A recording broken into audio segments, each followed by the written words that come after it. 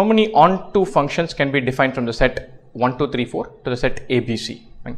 You should know what an onto function means. Onto, one-to-one, surjective, injective, bijective, those terms you must know. Right? But any which way, I'm going to quickly revisit what an onto function means, and then we'll go on to the question. A function where it's mapped from one set to another, this is called the codomain.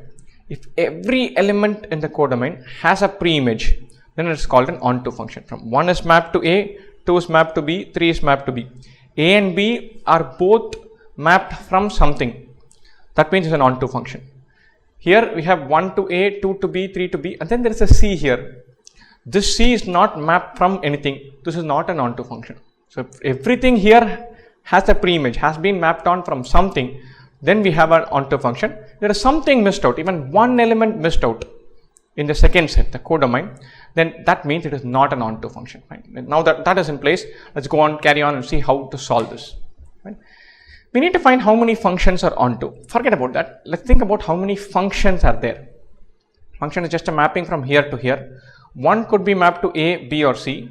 2 could be mapped to A, B or C. 3 could be mapped to A, B or C, and so on. Each of those has 4 options. So 3 options. 1 has 3 options. 2 has 3 options. 3 has 3 options. 4 has 3 options.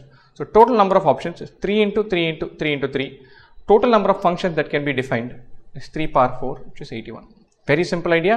1 could be mapped to A, B or C, 2 to A, B or C, 3 to A, B or C, 4 to A, B or C. So 3 power 4, 81 functions are there. Now we need to call out onto functions from this, but I'm going to do it slightly differently. Let's call out functions that are not onto. Right? So let's build on this. So we have 81 functions. Now we need to call out functions that are not onto. That means 1, 2, 3, 4. All of them are mapped, but they cannot be mapped to all 3 elements. They can be mapped to some 2 or only 1. And so I'm going to think about all of these functions that can be mapped to only A and B. And then it will be same for only B and C, only C and A. We'll do that. So functions that are mapped to only 2 elements. And then we'll count all functions that are mapped to only 1 element. So everything mapped to A, everything mapped to B, everything mapped to C. We'll subtract this from the total number of functions, we'll get number of onto functions. Right? Simple enough. Now let's build on this. So let's count all elements that are mapped to only 2. So let's assume everything is mapped to only A or B. So 1 can be mapped to A or B, 2 can be mapped to A or B, 3 to A or B, 4 to A or B. Should be 2 power 4 such functions. Is that correct? Should already be chomping at the bit saying, look, there's something wrong here. It's very important. This is not 2 power 4. You have to make one other adjustment. See, when you're counting these 2 power 4, there's going to be one mapping where everything is mapped to A and one mapping where everything is mapped to B. Those are functions that are mapped to only one element. I cannot count that. So it is not 2 power 4.